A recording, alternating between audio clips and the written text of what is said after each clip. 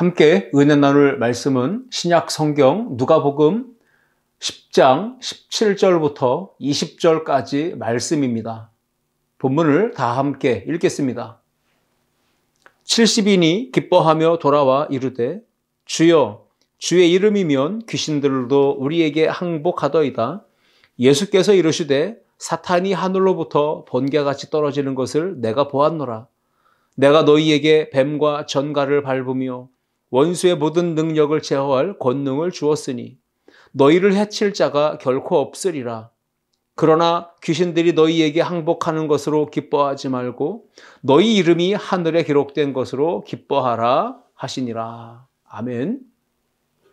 함께 읽은 말씀을 가지고 예수 이름의 능력, 이러한 제목으로 함께 은혜를 나누고자 합니다.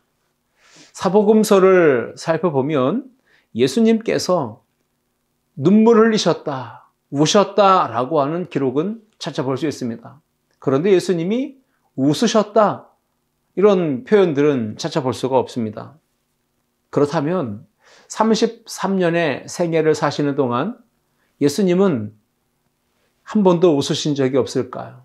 특히 공생의 3년에 이러한 하나님의 명령을 받고 십자가의 고난을 당하시고 죽임을 당하셔야 되는 그 사명의 길을 걸어가시던 그 예수님은 과연 한 번도 웃으실 일이 없으셨을까요? 예수님께서 이 땅에 오신 목적이 십자가의 고난과 죽으심입니다. 그래서 우리 죄를 사하시고 우리를 구원하시는 것이 목적이긴 하지만 예수님께서 33년의 생애를 사시고 3년 반 동안의 공생애를 사역을 하시는 동안에 성경을 보시면요, 기뻐하신 때도 있었고 웃으실 때도 있으셨다. 그것도 아주 환하게 기뻐하실 때가, 웃으시며 기뻐하실 때가 있었다라는 것을 보게 되는데, 오늘 본문의 내용이 바로 그 예수님의 모습을 우리에게 소개하고 있습니다. 예수님께서는 12명의 제자 외에도 70인의 전도대를 부르십니다. 그리고 그들을 세워서 파송하시는데 각 지역과 각 동네로 보내십니다. 복음을 전하라고 예수님이 그들에게 말씀으로 명령을 하시죠. 누가복음 10장 1절 말씀해 보시면 그 후에 주께서 따로 70인을 세우사 친히 가시려는 각 동네와 각 지역으로 둘씩 앞서 보내시며 라고 기록하고 있습니다. 자, 이렇게 예수님은 12제자뿐 아니라 70인을 부르시고 전도하도록 둘씩 짝을 지어 각 동네와 각 지역으로 보내셨다라고 기록합니다. 그리고 시간이 지나서 이제 제자들 70인의 전도대들이 복음 전도 사명을 잘 완수하고 이제 돌아와가지고 예수님께 기쁨으로 사역에 대한 보고를 올려드립니다. 그들이 기쁨으로 돌아왔습니다. 그리고 70인의 전도대는 자신들이 예수 그리스도의 이름으로 명령하고 선포했을 때 귀신들이 항복하고 굴복하고 떠나가는 역사가 있었다라고 아주 자랑스럽게 기쁨으로 그것을 보고한 것입니다. 이 귀신들은 어떤 존재입니까? 귀신들은 악하고 더러운 존재들이죠. 그 귀신들은 사탄 마귀가 다스리는 그 수하에 있는 졸개들이라 이렇게 생각하면 될 것입니다. 사탄, 대적자, 원수, 그 사탄의 마귀의 권세들이 있습니다. 마귀, 중상모략하는 자, 비방하는 자, 이런 뜻을 가지고 있죠. 그 사탄의 졸개들, 마귀의 졸개들이 바로 귀신들입니다. 그 귀신들이 예수 이름이 선포되고 명령되었을 때 떠나가는 역사가 있었다라고 제자들이 자랑스럽게 기뻐하면서 보고한 것입니다.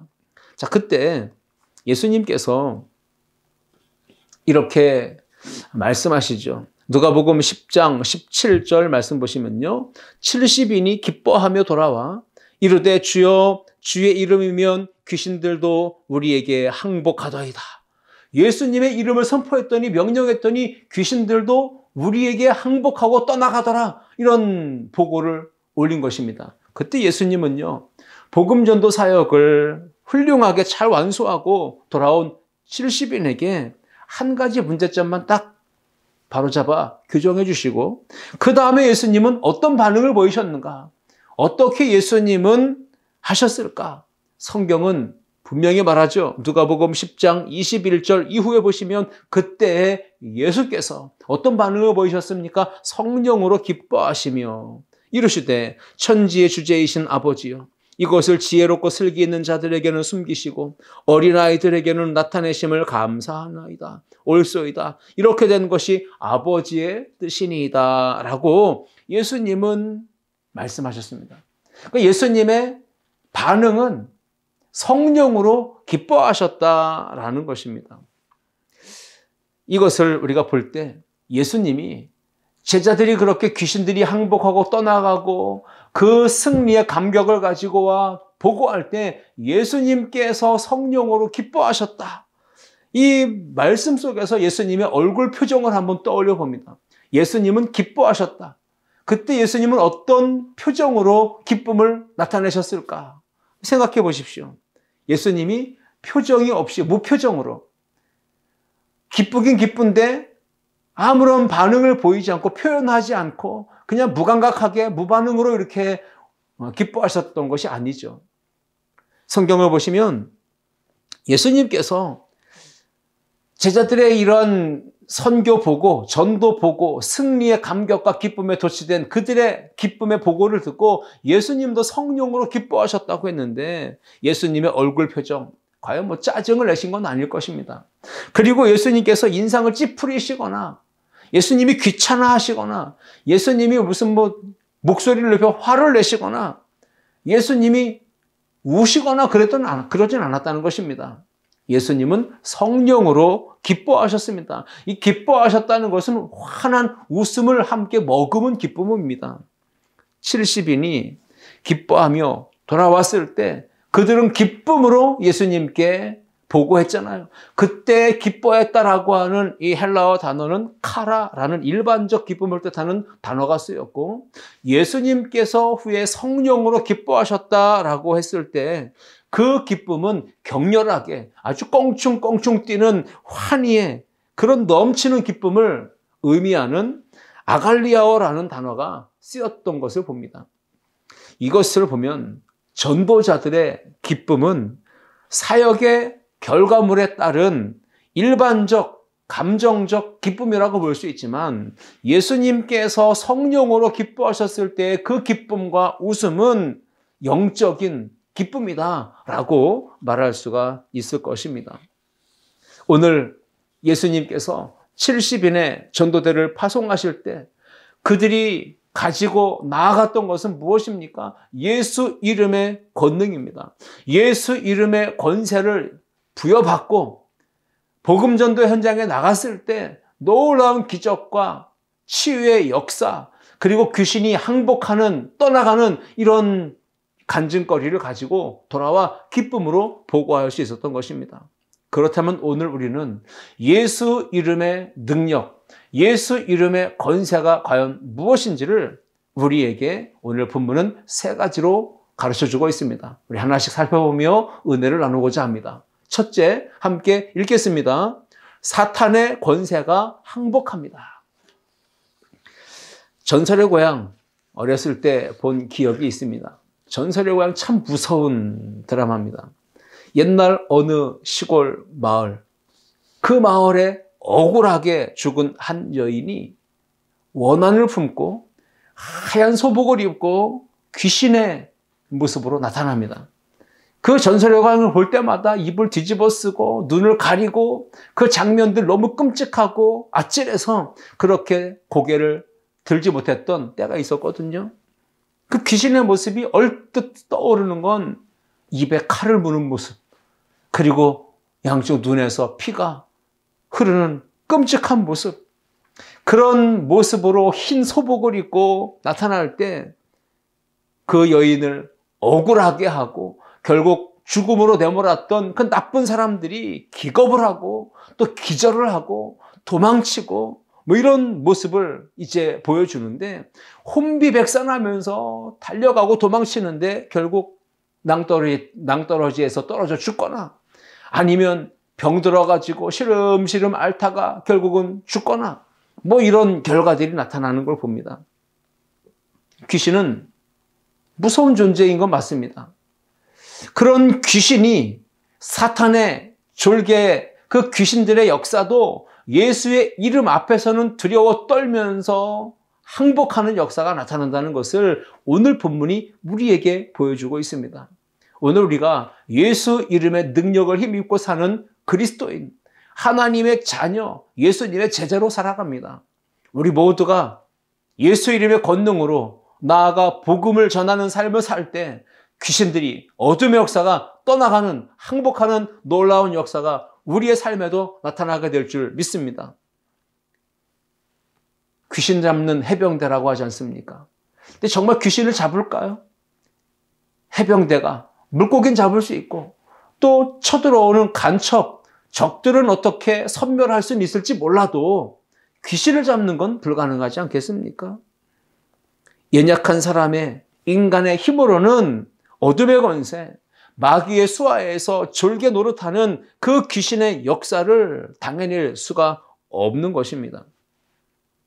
귀신은 어떤 몸을 가진 존재가 아니지 않습니까? 귀신은 어떤 몸을 가진 존재가 아니기 때문에 뭐 총을 쏜다고 죽는 것도 아니고 칼을 휘두른다고 죽는 것도 아닙니다. 주먹으로 때릴 수도 없고 발로 찰 수도 없고 귀신은 그런 존재라는 거예요. 그러므로 연약한 우리 인간의 힘으로는 귀신의 힘을 당해낼 수가 없다는 것. 성경을 보시면 오늘 본문의 제자들이요 70인의 전도대는 예수 그리스도의 이름의 능력, 권세를 부여받고 예수님이 가라, 복음을 전하라 파송하시니 명령에 순종합니다. 나아갔습니다. 복음을 전합니다. 그때 그들은 예수 이름의 권세를 선포합니다. 예수 이름의 능력을 힘입어 명령합니다. 그때 귀신들도 항복하고 떠나가는 이런 놀라운 역사를 경험했던 것입니다. 누가복음 10장 17절 다시 봅니다. 70인이 기뻐하며 돌아와 이르되 주여 주의 이름이면 귀신들도 우리에게 항복하더이다. 귀신들도 항복하는 역사, 두려워 떨며 도망치는 역사, 그것이 바로 예수 그리스도의 이름의 능력인 줄 믿습니다. 귀신은 어떤 존재입니까? 귀신이 하는 일은 무엇입니까? 귀신은 정말 마귀짓을 해요. 사탄이 좋아하는 일만 골라서 합니다. 요한복음 10장 10절 말씀에 도둑이 오는 것은 도둑질하고 죽이고 멸망시키려는 것뿐이요 라고 했습니다. 도둑은 누굽니까? 사탄 마귀, 귀신의 역사를 말하죠. 어둠의 권세가 우리의 인생에 찾아올 때는 목적이 있습니다. 사탄이 우리의 인생을 찾아올 때는 공격하기 위해, 우리를 무너뜨리기 위해, 우리를 망하는 존재가 되게 하기 위해 찾아온다는 것입니다. 도둑이 도둑질하고 죽이고 멸망을 시키려고 오듯 사탄 마귀의 권세, 이 귀신들은 우리를 그렇게 사로잡아서 멸망의 구렁텅이에 집어넣으려고 찾아와서 시험하고 유혹하는 것입니다. 그러나 예수님께서 이 땅에 오신 목적은 양으로 하여금 생명을 얻게 하고 더 풍성히 얻게 하려 하시는 것이라 분명히 말씀하셨습니다. 악한 귀신, 더러운 귀신은 예수 그리스도를 믿는 성도들에게서 믿음을 도둑질합니다. 그리고 믿음을 빼앗습니다. 그리고 신앙의 길에서 멀어지게 하고 영혼이, 육신이 죽음의 길에, 멸망의 길에 들어서게 하는 것, 이것이 바로 악한 사단, 마귀, 귀신의 역사라는 것입니다.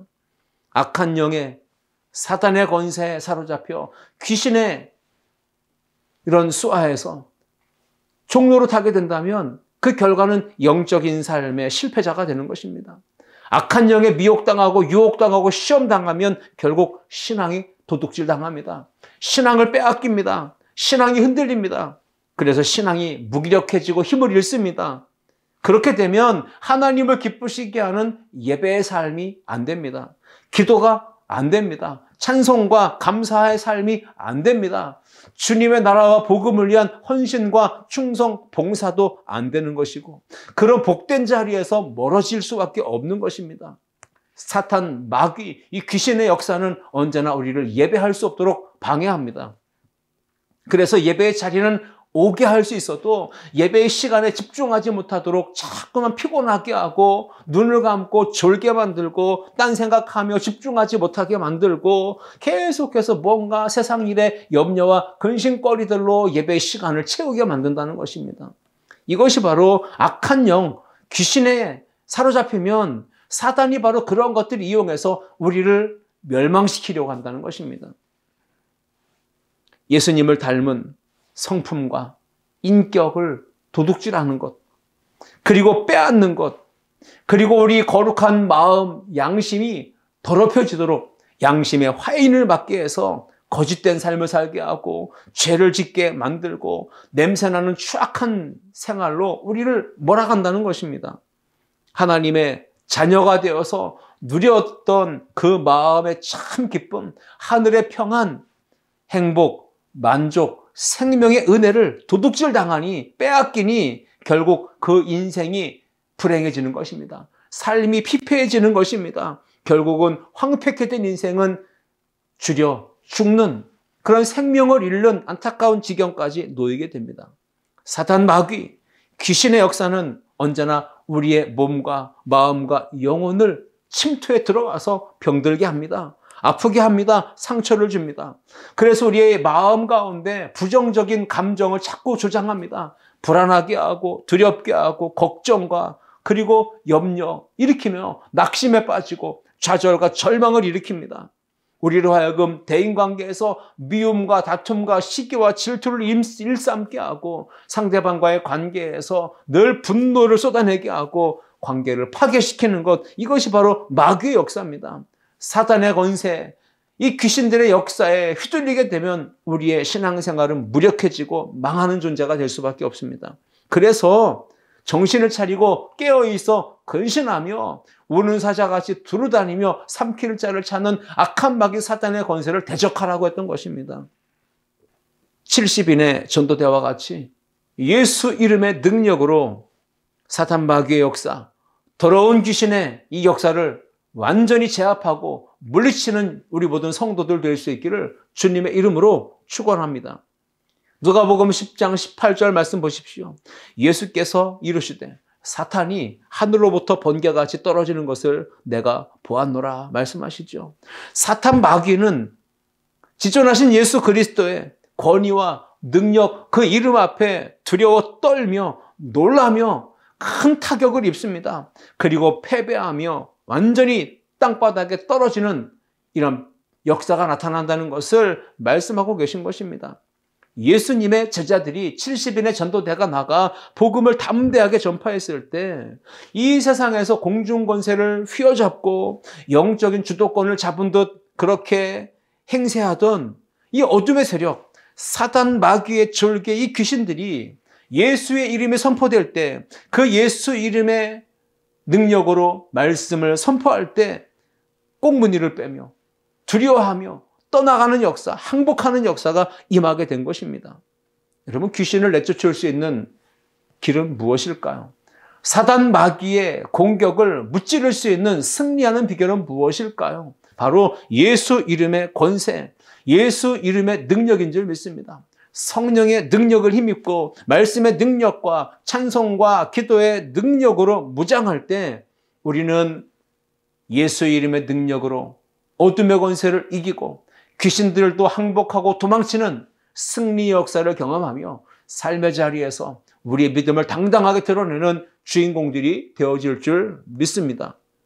예수님도요, 성령을 힘입어서 사단, 마귀, 귀신을 쫓아내시고 모든 병든 자를 고치시고 그 땅에 하나님의 나라가 임하게 하셨다고 했습니다. 마태복음 12장 28절 보시면 그러나 내가 하나님의 성령을 힘입어 귀신을 쫓아내는 것이면 하나님의 나라가 이미 너희에게 임하였느니라 말씀하셨습니다. 그러므로 예수님도 성령 충만하셨기에 귀신이 떠나가는 역사, 병 고치는 역사, 놀라운 기적의 역사가 나타나게 하셨다는 것입니다. 우리에게 필요한 것은 무엇입니까? 하나님의 전신갑주를 입는 것입니다. 그것은 다른 말로 말하면 예수 충만이고 말씀 충만, 성령 충만입니다. 그렇게 될 때 귀신이 우리를 두려워하며 떨며 우리를 향하여 두 손 들고 항복하며 도망치는 역사가 나타납니다. 그러나 우리가 예수 충만하지 못하고 성령 충만하지 못하고 말씀 충만하지 못하면 귀신이 계속해서 우리를 공격해 옵니다. 우리는 귀신을 두려워하고 귀신 때문에 괴롭힘을 당하고 귀신 역사 때문에 영적인 삶의 실패자가 될 수밖에 없는 것입니다. 그러므로 성령 충만, 예수 충만, 말씀 충만해서 이 귀신의 역사를 제압하고 귀신들이 항복하고 떠나가는 승리의 역사를 체험하는 우리 모두가 될 수 있기를 축복합니다. 마태복음 8장 16절 말씀에도 저물매 사람들이 귀신 들린 자를 많이 데리고 예수께 오거늘 예수께서 말씀으로 귀신들을 쫓아내시고 병든 자들을 다 고치시니 기록하고 있습니다. 저물 때, 항상 어두울 때, 캄캄해질 때 밤 시간에 이 귀신의 역사들이 판을 칩니다. 어둠의 권세는 언제나 밤에, 인생의 밤에, 절망의 밤에, 캄캄한 시간에 찾아와서 사람들을 휘어잡고 괴롭히고 이끌고 갑니다. 예수께서 귀신들이 떼를 지어 나타나고 많은 사람들이 귀신 들린 자들을 데리고 왔을지라도 예수님께서 말씀 한마디로 귀신을 제압하시고 내쫓아내시는 권능을 행하십니다. 예수께서 말씀으로 귀신을 쫓아내시고 병든 자들을 다 고치시니 사단 마귀의 역사, 귀신의 역사는 언제나 영적으로 저문 시간, 밤 시간, 어두운 시간에 강하게 나타나지만 귀신들이 떼를 지어 무리를 지어 나타난다 할지라도 예수 이름의 권세, 권능, 위험 앞에서는 두려워 떨며 내쫓김을 당한다. 이것을 분명하게 기억하고 우리 모든 성도들이 예수 이름의 능력을 힘입어 사단 마귀의 권세도 항복하고 떠나가는 그런 승리의 역사를 체험하는 주인공들이 다 될 수 있기를 주님의 이름으로 축원합니다. 둘째, 함께 읽겠습니다. 놀라운 권능이 나타납니다. 우리의 원수, 사탄, 마귀, 이 귀신의 역사는 성경을 통해 보시면 항상 뱀처럼 간사하고 간교하게 다가옵니다. 그리고는 어느 순간 슬며시 다가와가지고 확 물어버리는 것입니다. 상처를 줍니다. 아프게 합니다. 피가 나게 합니다. 결국은 고통을 주고 생명을 해치며 죽음에 몰아가는 것. 이것이 바로 원수, 사탄, 마귀, 귀신의 역사입니다. 뱀이 소리 없이 조용히 다가오죠. 그리고는 혓바닥을 날름거리면서 어느 순간 물어버리는 거예요. 누가복음 10장 19절 말씀에 예수님이 이렇게 말씀하셨습니다. 내가 너희에게 뱀과 전갈을 밟으며 원수의 모든 능력을 제어할 권능을 주었으니 너희를 해칠 자가 결코 없으리라. 그렇습니다. 세상은 어둠의 권세가 판을 치고 있습니다. 공중권세 잡은 자가 사로잡고 지금 졸개들인 귀신들을 부리면서 믿음의 사람들을 괴롭히고 핍박하고 고난을 주고 어려움을 주고 힘들게 합니다. 그러나 두려워하지 마십시오. 예수님께서 70인의 전도대를 내보내실 때 뱀과 전갈을 밟으며 예수의 이름의 능력으로 모든 원수의 능력을 제어할 권능을 덧입혀 주셨기 때문에 해칠 자가 없다라고 말씀하셨기 때문에 오늘 우리도 예수 이름의 권능을 힘입어서 모든 영적인 싸움에 승리할 수 있다. 이 믿음을 가지고 사는 우리 모두가 되시기를 축복합니다. 예수 이름으로 원수의 모든 능력을 제어할 권능을 받아야만 우리의 삶의 현장에서 뱀을 밟고 그리고 전갈을 밟으며 원수의 능력을 제어하는 그런 놀라운 권능이 삶의 현장에 나타나서 삶에서 믿음을 증명하는 길이 우리에게도 일어나게 될 줄 믿습니다. 예수님께서 제자들에게 복음을 전파하도록 파송하실 때 사탄의 권세, 원수의 권세를 밟아서 이기는 놀라운 권능도 함께 부여해 주셨다는 사실을 오늘 본문은 우리에게 말씀합니다. 뱀은 사탄을 상징하죠. 그 뱀, 사탄의 권세는 인류 최초의 아담과 하와를 유혹합니다. 그리고는 선악과를 따먹게 합니다. 죄를 짓게 만듭니다. 결국은 타락하게 해서 하나님과의 관계를 파괴시켜 버렸습니다. 그리고 인생들의 죄와 사망과 저주의 권세 아래서 종노릇하며 살게 만들었습니다. 창세기 3장 13절 보시면 여호와 하나님이 여자에게 묻습니다. 네가 어찌하여 이렇게 하였느냐? 여자가 대답합니다. 뱀이 나를 꿰므로 내가 먹었습니다. 이렇게 이야기하죠. 그렇습니다. 뱀은 꼬시는 존재예요. 유혹하는 존재입니다. 그래서 넘어지게 하는 존재예요. 지금도 사단 마귀 귀신의 역사는 공중권세를 사로잡고 있기에 그 졸개인 귀신들의 이 역사를 통해서 구원받은 성도들을 계속해서 틈타고 공격해 옵니다. 유혹합니다. 시험합니다. 넘어뜨리려 합니다. 하나님과의 관계를 파괴시키려고 합니다. 그러니까 자꾸만 다가와가지고 달콤한 죄의 유혹을 덫을 놓습니다. 온갖 간교한 술수를 총동원해서 우리 믿음의 성도들을 공격해오고 있다는 것을 우리가 잊어버리면 안 됩니다. 영적인 삶, 믿음의 생활을 회방합니다. 방해합니다. 장애물을 놓습니다. 그래서 결국은 하나님으로부터 멀어지게 하고 영적인 삶을 실패하게 만드는 것이죠. 물질의 유혹이 그렇습니다. 성공의 유혹, 권력과 명예의 유혹, 이성의 유혹, 성적인 쾌락의 유혹, 도박과 게임, 향락의 유혹으로 우리를 공격해 옵니다. 우리가 만약 예수 충만, 성령 충만, 말씀 충만하지 못하다면 사단 마귀가 이렇게 갖가지 방법과 수단으로 공격해 올 때 우리가 이길 수가 없는 것입니다. 우리 모두가 영적인 이 싸움에서 승리하기 위해서 예수 이름으로 무장, 성령 충만, 말씀 충만으로 무장하는 우리 모두가 될 수 있기를 주님의 이름으로 축원합니다. 하나님께서 뱀에게 저주하십니다. 여자의 후손과 원수가 될 것이고 여자의 후손은 너의 머리를 짓이겨 상하게 할 것이다 라고 저주를 선언하셨습니다. 창세기 3장 15절 말씀이죠. 내가 너로 여자와 원수가 되게 하고 내 후손도 여자의 후손과 원수가 되게 하리니 여자의 후손은 내 머리를 상하게 할 것이고 너는 그의 발꿈치를 상하게 할 것이니라 이렇게 말씀하셨습니다. 여자의 후손은 바로 하나님의 아들 메시아 예수 그리스도이십니다. 그 예수님께서 뱀의 머리, 이 사단 마귀의 권세를 짓밟아 멸하실 것이다 라고 말씀하신 것입니다. 그렇습니다. 우리 예수 그리스도를 믿고 따르는 제자된 우리가 예수 이름의 권능을 받을 때 그때 우리는 원수의 능력을 제어할 권능을 부여받은 것입니다. 그러므로 영적인 싸움에서 승리할 수 있다는 것이죠. 우리가 알고 있는 찬양, 복음성가 중에 예수의 이름으로 라는 찬양이 있습니다. 그 찬양의 가사는 이렇습니다. 예수의 이름으로 나는 일어서리라. 주가 주신 능력으로 나는 일어서리라. 원수가 날 향해 와도 쓰러지지 않으리. 주가 주신 능력으로 일어서리. 이런 멋진 찬양의 고백을 선포하는 그런 내용인데 그렇습니다. 원수가 날 사방에서 공격해 온다 할지라도 절대로 무너지지도 쓰러지지도 흔들리지도 않는다는 것입니다. 반드시 영적인 싸움에 승리하려면 예수의 이름으로 나아가야 할 줄 믿습니다. 예수 이름의 권세가 있기 때문입니다. 예수 이름의 능력을 우리가 무장하고 선포하면 귀신이 항복하고 두려워 떨며 도망치는 역사가 일어납니다. 이런 놀라운 권능을 경험하며 믿음의 삶을 살며 삶으로 믿음을 증명하는 우리 모든 성도들 되시기를 주님의 이름으로 축원합니다. 우리 하나님 아버지가 우리에게 원하시는 뜻이 무엇일까요? 우리가 세상을 사는 동안에 하나님 아버지는 우리가 어떤 삶을 살기를 원하실까요?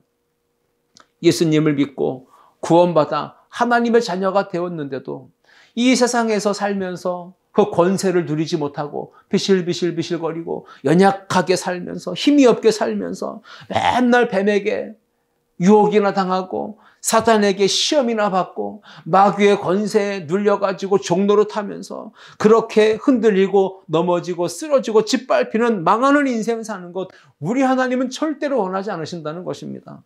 하나님의 뜻은 하나님의 마음은 분명합니다.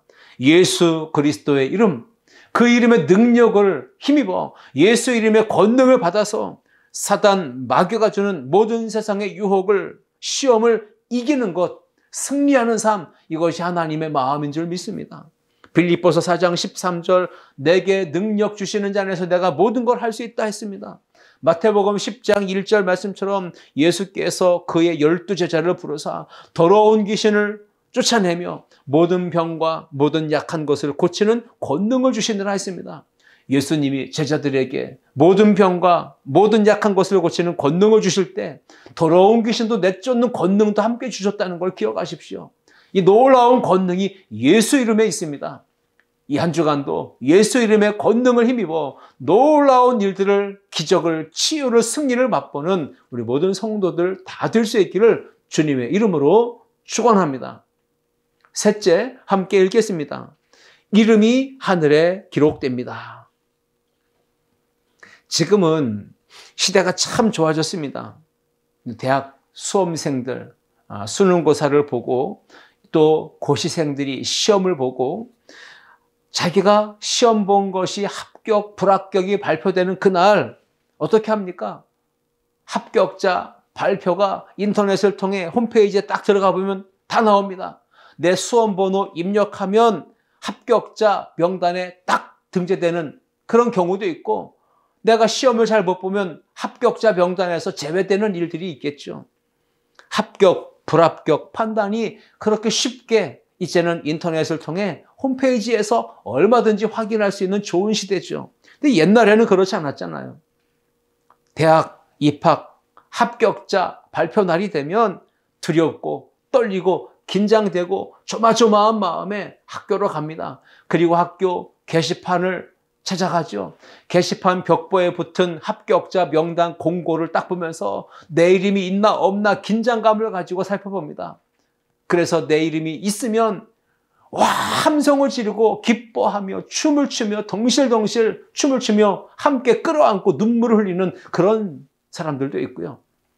기대감에 갔는데 내 이름이 합격자 명단에서 빠졌다. 그러면 한숨을 쉬고 땅바닥에 주저앉아서 통곡을 하고 눈물을 흘리는 그런 안타까운 사람들의 모습도 보지 않습니까? 합격자 명단에 이름이 기록된 사람들은 기뻐서 소리를 지르고 춤을 추고 서로 부둥켜 안고 기쁨에 눈물을 흘리지만, 합격자 명단에 내 이름이 빠졌다. 그러면 그 사람도 함께 갔던 사람들도 다 같이 기분이 다운되고 감정이 축 처지고 슬픔에 잠기고 눈물을 흘리는데 가슴 아픈 슬픔의 눈물을 흘린다는 거죠. 여러분, 우리는 합격자 명단에 내 이름이 들어갔을 때 얻을 수 있는 그 기쁨과 감격과 환희, 그것을 넘어서는 비교할 수도 없는 하나님이 주시는 하늘의 참된 기쁨, 진정한 기쁨이 있다는 것을 오늘 본문을 통해 우리가 알게 됩니다. 우리가 정말로 더 크게 기뻐해야 되고 더 즐거워하고 행복해야 될 일이 있다는 것, 그게 뭘까요? 누가복음 10장 20절 오늘 본문 마지막 절이었죠. 그러나 귀신들이 너희에게 항복하는 것으로 기뻐하지 말고 너희 이름이 하늘에 기록된 것으로 기뻐하라 하시니라. 세상에서 예수 믿는 성도들로 사는 우리가 가장 크게 기뻐해야 될 일이 있다면 그것은 나의 이름이 하나님 나라 생명책에 기록된 것인 줄 믿습니다. 하나님의 자녀로 사는 우리가 최고로 성공한 것이 있다면 뭘까요? 하나님 나라 그 생명책에 내 이름이 기록됐다. 이것이 최고의 성공인 거예요. 요한복음 3장 16절 말씀, 하나님이 세상을 이처럼 사랑하사 독생자를 주셨으니 이는 그를 믿는 자마다 멸망치 않고 영생을 얻게 하려 하십니다. 믿음의 결국은 구원입니다. 구원받은 자의 이름은 하나님 나라 생명책에 기록되는 것입니다. 예수의 이름으로 죄사함 받고 예수의 이름으로 구원받고 예수의 이름으로 우리는 영생 천국에 들어갑니다. 예수의 이름으로 우리의 이름이 하나님 나라 생명책에 기록되는 줄 믿습니다. 세상 어느 나라의 왕의 이름으로 구원받는 게 아닙니다. 대통령의 이름으로 구원받고 천국 가는 게 아닙니다. 이단, 사이비, 교주의 이름으로 구원받는 게 아닙니다. 천국에 들어가는 길, 유일한 통로는 오직 예수 이름인 줄 믿습니다. 믿음이 연약한 성도들은 믿음의 뼈대가 약한 사람들입니다. 그래서 연세가 들고 뼈가 약해진 분들, 골다공증으로 고생하는 분들이 많지 않습니까? 골다공증으로 고생하는 분들은 자칫 잘못하면 쉽게 뼈가 부러지죠. 우리가 신앙생활에서도 믿음의 뼈대가 약한 분들, 믿음이 견고하지 못한 분들은 어느 순간 뼈가 부러집니다. 믿음의 뼈대가 부러집니다. 아픔을 느낍니다. 시험 들고 주저앉게 됩니다. 사단 마귀가 시험하고 유혹하고 도전하고 공격해 올 때 그 아차하는 찰나의 순간에 삐끗하고 휘청거리다가 결국은 뼈가 부러져서 넘어지게 되고 주저앉게 되고 고통당하게 되는 그러한 실패하는 믿음을 보일 때가 종종 있습니다. 여러분, 신앙생활 하다가 사단 마귀의 시험받고 유혹받고 미끄러지고 넘어지고 쓰러지는 일이 없기를 주의 이름으로 축원합니다. 마지막 말세를 살아갑니다. 주님이 다시 오실 때가 임박했습니다. 절대 넘어지는 자가 되어서는 안 됩니다. 믿음으로 사는 생활에 승리할 수 있기를 축복합니다. 젊어서는 신앙생활을 잘하는 듯 했는데 인생 말년이 되면 될수록 믿음 생활이 약해지더니 어느 순간 골다공증 환자처럼 믿음의 뼈대가 으스스 부러지는, 그렇게 고통을 느끼고 아픔을 느끼며 믿음에서 떨어져 나가는 이들이 있다면 그들의 이름이 결국 생명책에서 지워지는 일들도 벌어질 수 있습니다. 하나님의 구원이, 하나님의 생명이, 역사가 계속해서 누려져야 되는데 그러지 못하는 일이 벌어질 수도 있다는 것이죠. 세상에서 제일 불쌍하고 불행하고 복이 없는 사람이 누굽니까? 기록되어 있던 이름이 생명책에서 삭제되는 거예요. 지워진다는 거죠. 시편 69편 28절에 보시면 그들을 생명책에서 지우사 의인들과 함께 기록되지 말게 하소서. 이 말은요, 어느 때까지는 생명책에 이름이 기록되어 있었지만 이제는 악인의 길에 들어서가지고 시험에 빠지고 유혹에 빠지고 결국은 믿음에서 떠나버린 이들, 그들은 의인들과 함께 생명책에 이름이 기록되지 않게 해달라고 간구하는 내용입니다. 믿음을 지키지 못하고 떨어져 나가면 생명책에서 이름이 지워지는 안타까운 일이 벌어집니다. 요한계시록 20장 15절 말씀, 누구든지 생명책에 기록되지 못한 자는 불못에 던져진다라고 말씀했습니다. 이런 사람이 진짜 망한 사람인 거예요. 사단의 권세에 사로잡혀 종로로 타며 생명책에 이름이 기록되지 못한 사람들은 결국은 지옥의 불못에 던져질 것입니다. 사도 바울은 말합니다. 그래서 믿음을 끝까지 잘 지키고 내가 달려가야 될 사명의 길을 완수하라는 것이죠. 그래야만 의의 면류관을 받았을 수가 있고 생명책에 이름이 기록돼야만 하나님 나라에 들어가 영생 복락을 누리는 것입니다. 디모데후서 4장 7절 말씀처럼 나는 선한 싸움을 싸우고 나의 달려갈 길을 마치고 믿음을 지켰으니, 믿음을 끝까지 지키는 자가 생명책에서 이름이 끝까지 지워지지 않고 보존되는 자입니다. 그런 사람들이 성공자입니다. 빌립보서 4장 3절 말씀에 어떻게 신앙생활을 하는 사람들의 이름이 생명책에 기록되어 있는지 그것을 소개하고 있습니다. 또 참으로 나와 멍에를 같이 한 내게 구하노니 복음에 나와 함께 힘쓰던 저 여인들을 돕고 또한 글레멘드와 그 외에 나의 동역자들을 도우라. 그 이름들이 생명책에 있느니라 말씀하고 있습니다. 누구의 이름이 생명책에 있습니까? 그 이름들입니다. 바로 복음 전도자와 함께 멍에를 같이 했던 사람들, 복음에 함께 힘썼던 여인들, 글레멘드나 그 외의 동역자들, 그들을 도왔던 수많은 하나님의 사람들의 이름이 생명책에 기록되어 있다고 말합니다. 바울의 복음 전도 사역에 함께했던 여인들, 동역자들, 그들을 도왔던 많은 후원자들, 섬겼던 보이지 않는 헌신자들, 그들의 이름이 생명책에 기록되었다는 것입니다. 그러므로 마지막 때를 사는 저와 여러분이 하나님 나라 생명책에 이름이 기록되는 은혜를 누리려면 주님 나라 복음 전도 사역을 힘쓰는 목회자, 주의 종, 하나님의 사람들을 힘들게 하지 마십시오. 괴롭게 하지 마십시오. 힘껏 섬기고 힘껏 힘을 실어 오히려 복음 전도 사역에 동역하고 함께 멍에를 메고 그들을 위로하고 그렇게 사랑으로 동역하는 관계를 이루어 가십시오. 그래야만이 하나님 나라 생명책에 그 이름이 기록되는 은혜를 누리고 영생에 참여하는 자가 될 수 있다는 사실, 이 믿음을 가지고 끝까지 신앙생활에 승리할 수 있기를 축복합니다. 예수 이름에 능력이 있습니다. 예수 이름에 권능이 있습니다. 그 이름 안에 사탄의 권세가 항복하고 놀라운 권능이 나타나고 우리의 이름이 하나님 나라 생명책에 기록되는 은혜가 임한다는 걸 기억하며 이 한 주간도 그렇게 살며 삶의 자리에서 믿음을 증명하는 우리 모두가 될 수 있기를 주님의 이름으로 축원합니다. 기도하시겠습니다. 살아계신 하나님 아버지 감사합니다. 예수 이름의 권능을, 예수 이름의 능력을 우리에게 말씀으로 알게 하시니 감사합니다.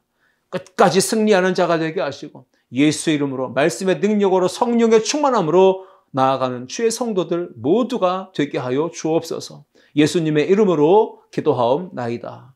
아멘.